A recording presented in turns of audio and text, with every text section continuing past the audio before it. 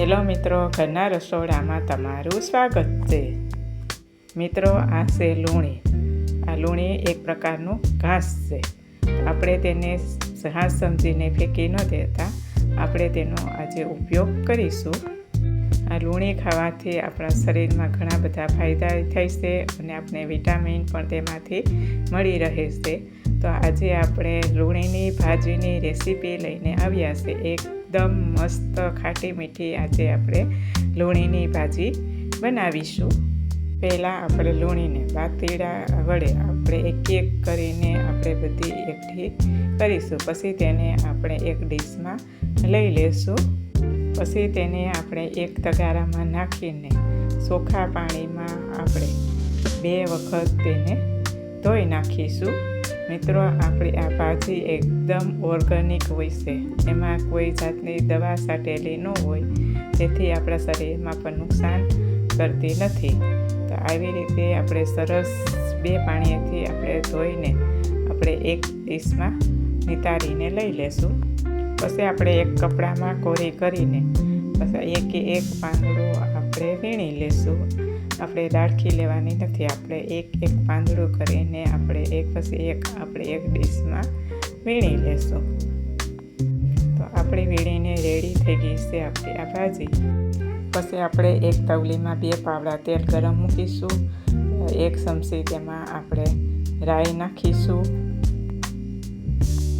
પછી તેમાં અડધી ચમચી જીરું નાખીશું. પછી તેમાં આપણે અડધી ચમચી હિંગ નાખીશું. પછી તેમાં આપણે અડધી ચમચી ગરમ મસાલો નાખીશું. અડધી ચમચી આપણે હળદર નાખીશું. કટ કરેલું આપણે 1 ટમેટું નાખીશું. તેને બરાબર મિક્સ કરી લેશું. હવે આપણે 3 મિનિટ સુધી તેને સાતળવા દઈશું. ત્યાં સુધી આપણે તેને હલાવતા રહેશું. જ્યાં સુધી આપણું ટમેટું ન સડી જાય ત્યાં સુધી આપણે તેને હલાવતા રહેશું. મિત્રો, આપણી આ ભાજી એકદમ ખાટી મીઠી ને મસ્ત આપણી ભાજી બનશે. તમે પણ ઘરે જરૂર ટ્રાય કરજો. હવે આપણું ટમેટું સતરાઈ ગયું છે, તો તેમાં આપણે લૂણીની ભાજી નાખીશું અને પછી બરાબર તેને મિક્સ કરી દઈશું. પછી તેમાં આપણે અડધી ચમચી મીઠું નાખીશું. લૂણીની ભાજી થોડી ખારી હોય એટલે આપણે અડધી ચમચી મીઠું નાખીશું. પછી તેમાં અડધું ફાટું લીંબુ નાખીશું, જેથી કરીને આપણી ભાજી એકદમ ખાટી મીઠી થાય. પછી તેમાં આપણે 1 ચમચી લસણની પેસ્ટ નાખીશું. પછી તેને આપણે બરાબર મિક્સ કરી લેશું અને આપણે તેને 2 થી 3 મિનિટ સુધી સાતળવા દઈશું, જેથી કરીને આપણી ભાજી છે તે એકદમ સળીને એકરસ થઈ જાય.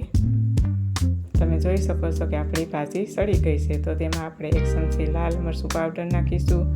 1 ચમચી ધાણા જીરું પાવડર અને અડધો વાટકો પાણી નાખીને આપણે બરાબર મિક્સ કરી દઈશું. પછી તેને આપણે 2 થી 3 મિનિટ સુધી આપણે ઉકળવા દઈશું.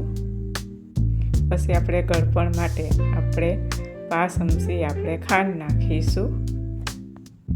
તમે જોઈ શકો છો કે આપણી ગ્રેવી ઉકળી ગઈ છે. તો તેમાં આપણે અડધી વાટકી આપણે સેવ નાખીશું. પછી તેને આપણે બરાબર મિક્સ કરી લેશું. પછી આપણે 1 થી 2 મિનિટ સુધી તેને આપણે ઉકળવા દઈશું.